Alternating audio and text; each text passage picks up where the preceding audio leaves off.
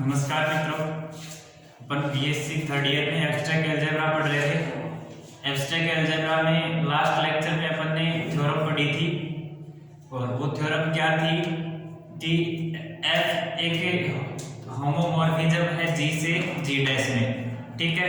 Then H sub group है G dash का। If H sub group is G dash, this implies H is also sub group of G dash. तो अपन ने ये first part था, ये prove कर लिया था। अब आज अपन सेकंड पार्ट प्रूव करेंगे। सेकंड पार्ट क्या कहता है कि जो एफ एच है वो सब ग्रुप है जी डैश का, then H is also sub group of जी। ये हमें प्रूव करना है, ठीक है। तो मैं इसका सेकंड पार्ट प्रूव करवा देता हूँ। फर्स्ट कल कर लिया था, सेकंड आज देख लेते हैं। देखो अपन पढ़ रहे हैं एब्स्ट्रैक्ट अलजेब्रा।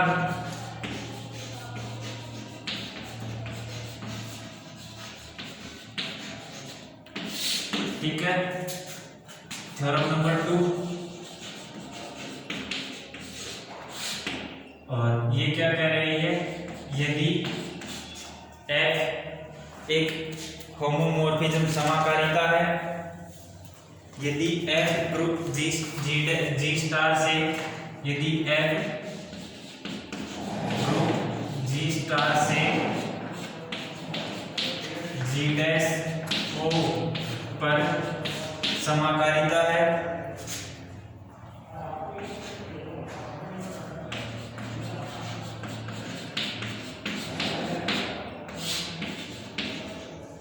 तो सिद्ध कीजिए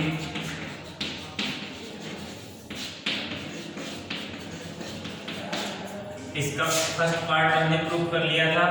सेकंड पार्ट देखेंगे और सेकंड पार्ट क्या कर रहा है, ग्रुप जी डैश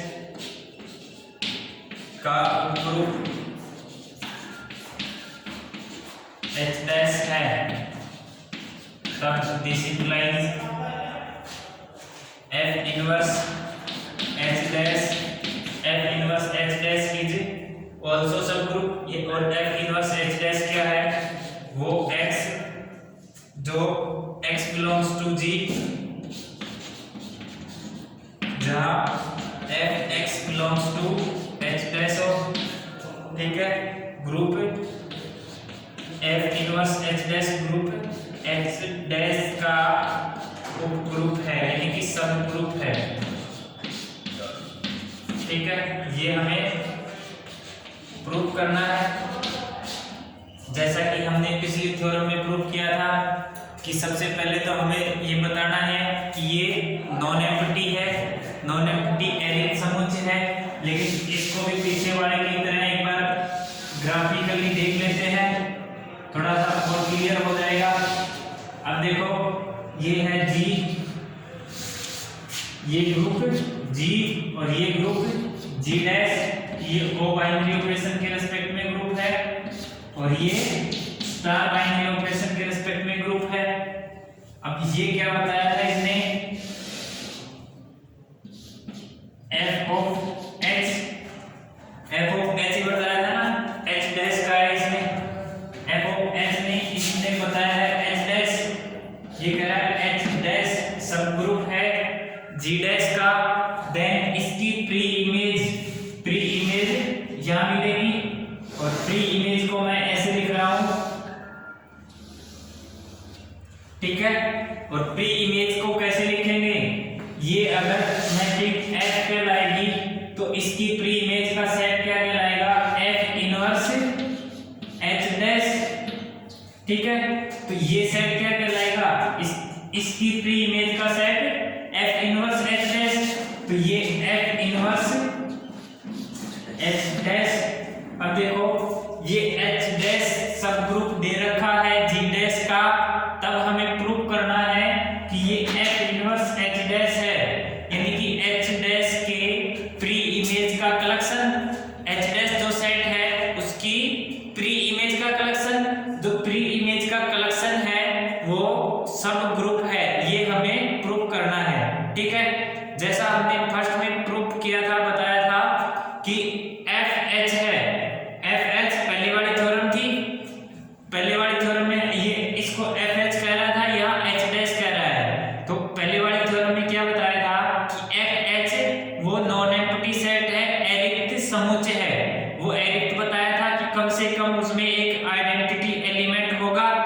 सिमिलरली इसमें भी ऐसे ही प्रूव करना है कि जो F इनवर्स H डैश है वो भी नॉन एम्प्टी सेट है।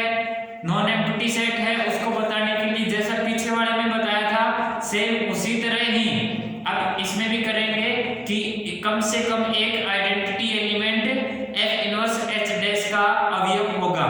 ठीक है, तो पहले देखिए प्रूफ में क्या लिखेंगे।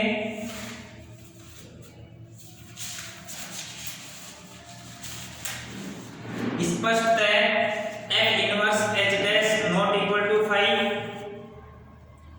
या ऐसे लिख लो स्पष्ट F इनवर्स स्पष्ट है F inverse H dash not equal to 5 और वो नॉट इक्वल 5 क्यों होगा क्योंकि E डैश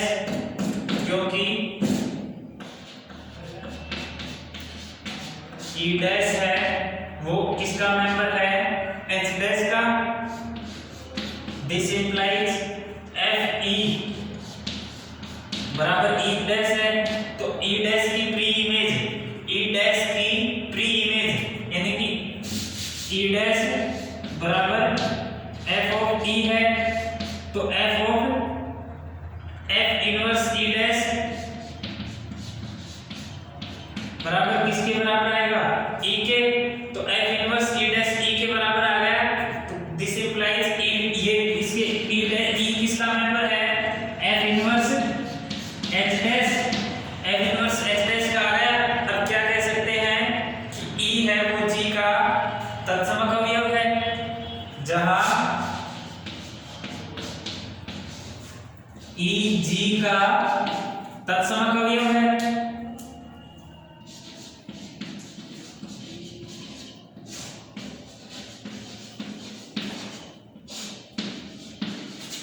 E है वो G का तत्समक अवयव। तो यहां से क्या कह सकते हैं अतः F इनवर्स H डैश एडिट समूह है। यहां से क्या लिखेंगे F इनवर्स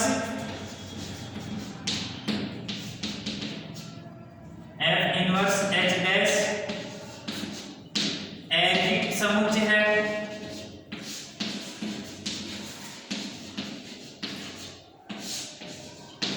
ठीक है, F इनवर्स H डैश एरिक समुच्चय है। अब यहां से माना A और B है। अब देखो ये नॉन एम्प्टी बता दिया तो अब दो एलिमेंट मानेंगे A और B। अब माना A और B belongs to F inverse H dash. This implies F of A belongs to H dash और F of B also belongs to H dash। ठीक है, F A और F B दोनों अवयव H dash के हैं। अब यहां से क्या लिखोगे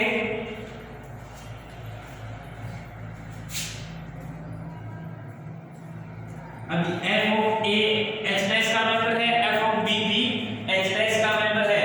अब यहां से देखो A F A star B inverse F of A star B inverse सब ग्रुप के लिए क्या बताते हैं A स्टार B इनवर्स। पहले हम उसका एलिमेंट लेके चलेंगे।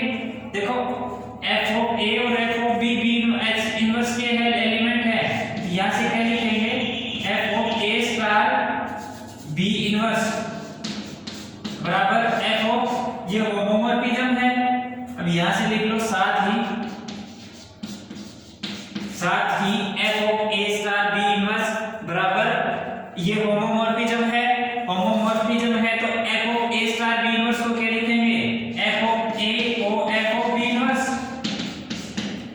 F of A O F of B inverse लिखेंगे।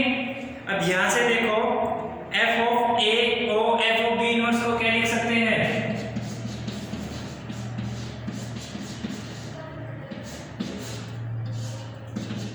ठीक है F of A O F of B inverse और इसको क्या लिख सकते हैं A डैश। अब देखो यहां से ये किसका मेंबर आ गया H डैश का F A F of B inverse H dash का मेंबर आ गया। ठीक है, अब देखो इसी प्रकार A belongs to F inverse H dash, B belongs to, इसी प्रकार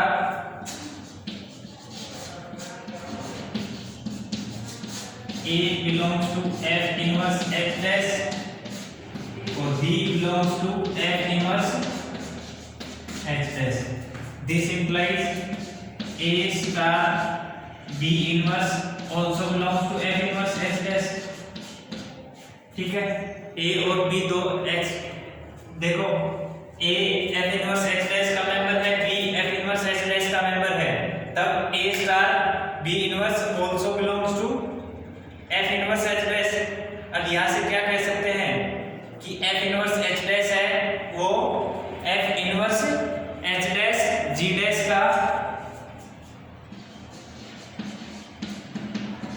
F इनवर्स H डैश का उपग्रुप है, F इनवर्स H डैश का उपग्रुप है। ठीक है, एक बार दोबारा से देखो, ये क्या कहा है कि ग्रुप G से G डैश पर होमोमॉर्फिज्म यानी समाकारिता है, तो सिद्ध की थी कि ग्रुप G डैश का उपग्रुप H डैश है। This implies F inverse H dash equal to x belongs to G और F of x belongs to H dash। ठीक है, अब यहाँ से group F inverse H dash group H dash का उपग्रुप है। अब हमने क्या कहा, सबसे पहले तो इसको नॉन एम्प्टी बताना है। नॉन एम्प्टी बताने के लिए इसको लिखा नॉट इक्वल टू 5। अब देखो H डैश में कम से कम एक अवयव उपग्रुप बताया है, उपग्रुप बताया है तो कम से कम एक अवयव तो होगा ही उसमें, एक अवयव होगा E डैश को हमने F E dash H dash का मेंबर है, तो किसी न किसी अवयव का इमेज तो होगा ही, और वो उस अवयव को हमने मान लिया F E की इमेज E डैश है तो F E लिख दिया। अब ये देखो F इनवर्स E डैश बराबर E के होगा, और अब इसको क्या लिख सकते हैं, E है वो F इनवर्स H डैश का मेंबर है। ठीक है, F इनवर्स H डैश, देखो मैं यहाँ से थोड़ा सा एक बार फिर से बता देता हूँ, ये क्या है H डैश और ये क्या है F इनवर्स H डैश। ठीक है, ये H डैश है, ये F इनवर्स H डैश है। यहाँ का मेंबर लेके चले थे, उसकी प्री इमेज यहाँ मिलेगी, तो वो कम से कम F इनवर्स H डैश का एक एलिमेंट तो होगा ही, और वो होगा तो यहाँ कह सकते हैं कि ये एरिक समुच्चय है, F इनवर्स H डैश एरिक समुच्चय है, जहाँ E G का तत्समक अवयव। अब देखो A और B दो F इनवर्स H डैश के अवयव माने, और A star B inverse F inverse H dash के बता देंगे, तो अपन क्या कह सकते हैं कि ये ग्रुप G का सबग्रुप है। अब देखो A और B F inverse H dash के माने, F A H डैश का मेंबर है, F B B H dash का मेंबर है, तो F of A star B inverse A और B इसके मेंबर है, तो इनके बीच में बाइनरी ऑपरेशन स्टार लगेगा, तो उसके मैपिंग लगाई तो F A O F B inverse G का बाइनरी ऑपरेशन G डैश के बाइनरी ऑपरेशन से कन्वर्ट हो जाता है। तो हमने क्या लिखा, F inverse A star B inverse बराबर F A O F B inverse, इसको क्या लिखा F A और इसको क्या लिखा F B इनवर्स, ये H डैश का मेंबर है। ठीक है, अब इसी प्रकार ये H डैश का मेंबर है, तो सिमिलरली हमने लिया A और B, ये दो element F inverse H dash के मेंबर है, तो A स्टार B इनवर्स ये भी F इनवर्स H डैश का मेंबर होगा, जैसे ये बताया है ऐसे ये। अब यहाँ से क्या कह सकते हैं, F इनवर्स H डैश है वो H डैश का सब ग्रुप है। ठीक है, F इनवर्स H डैश है वो H डैश का सब ग्रुप है। ठीक है, उम्मीद करते हैं ये सब की समझ में आया होगा। अब देखो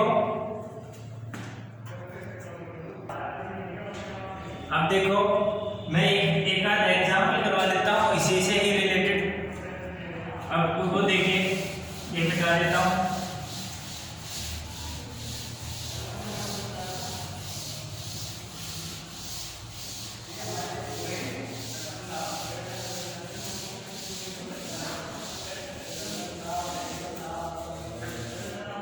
देखो नेक्स्ट थ्योरम करने का इतना टाइम है नहीं, अब मैं एक एग्जांपल बता देता हूँ इससे रिलेटेड, वो देखिए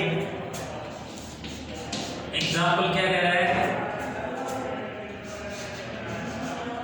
Z2 एडिशन मॉडुलो 2 से आइडेंटिटी,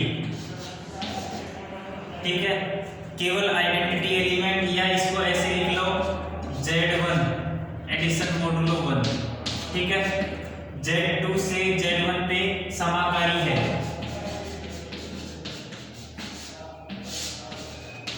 तब Z2 से Z1 पे समाकारी है, तब इसके सभी Z2 के सभी उपग्रुपों की इमेज की का प्रतिचित्रण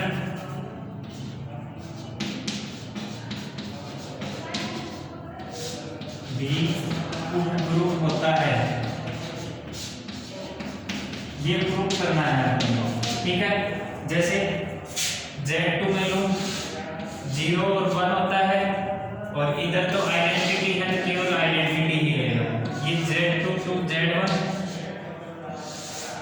ये प्रतिचित्रण F, Z2 के सब ग्रुप क्या होंगे, Z2 का सब ग्रुप ऑफ Z2,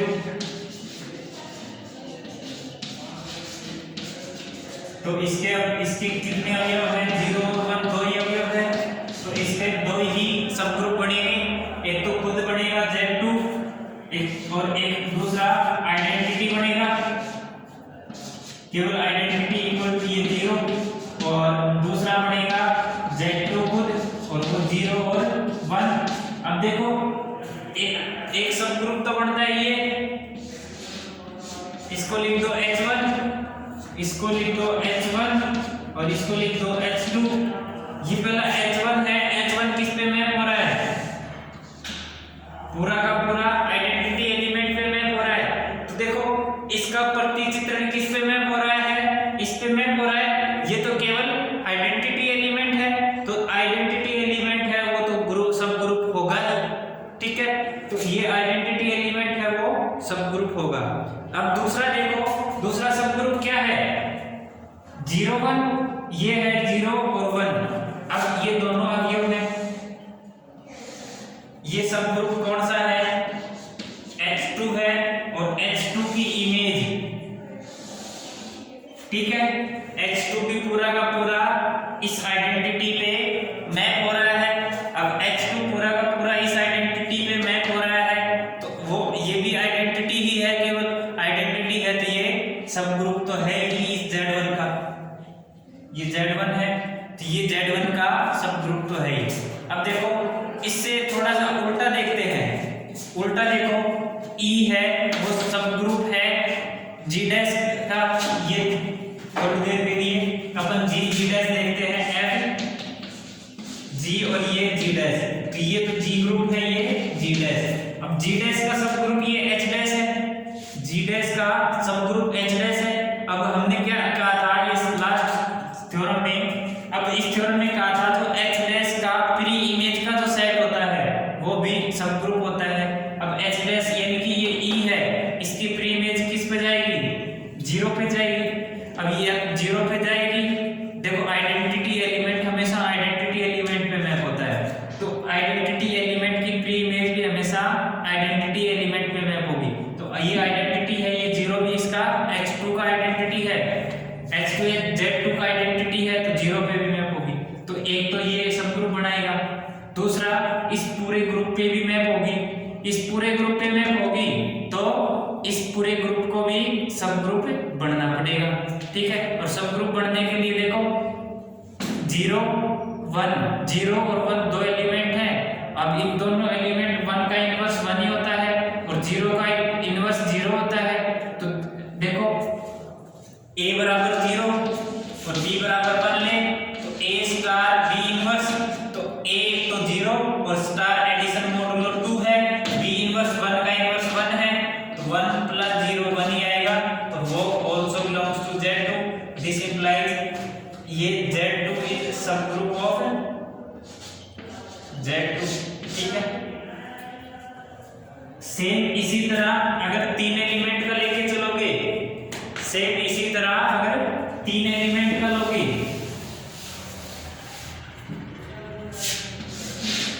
0, 1 और 2, और इधर केवल आइडेंटिटी एलिमेंट और ये मैपिंग है, तो देखो या तो इसके Z3 के सब ग्रुप कितने होंगे, Z3 के सब ग्रुप 2 ही होते हैं। देखो Z3 में कितने एलिमेंट होते हैं, 3 एलिमेंट होंगे, एक 1 ऑर्डर का होगा और 2 एलिमेंट 3 ऑर्डर के होंगे। एक एलिमेंट का ऑर्डर 1 होगा, 2 एलिमेंटों का ऑर्डर 3 होगा, नंबर ऑफ एलिमेंट और ये ऑर्डर, ठीक है। अब या तो 3 ऑर्डर का जो भी सब ग्रुप बनेगा उसमें या तो यही बनेंगे और या केवल आइडेंटिटी। तो Z3 के कुल सब ग्रुप कितने होंगे, 2 होंगे। सब ग्रुप ऑफ Z3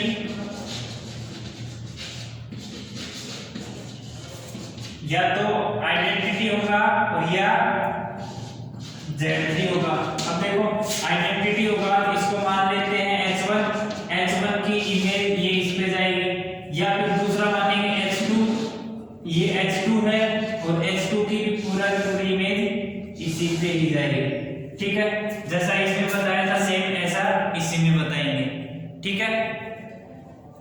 अब ये सब ग्रुप, ये तो सब ग्रुप बताने की जरूरत नहीं है। अब इसकी प्री इमेज किस पे जाएगी, या तो आइडेंटिटी पे जाएगी और एक तो आइडेंटिटी पे जाएगी, तो आइडेंटिटी सब ग्रुप ऐसे बनाता है, और दूसरी इसकी प्री इमेज आइडेंटिटी पे जाएगी। अगर 1 पे जाएगी तो इस ऑर्डर के जितने एलिमेंट है उन सभी के ऊपर मैप करेगी इसकी प्री इमेज।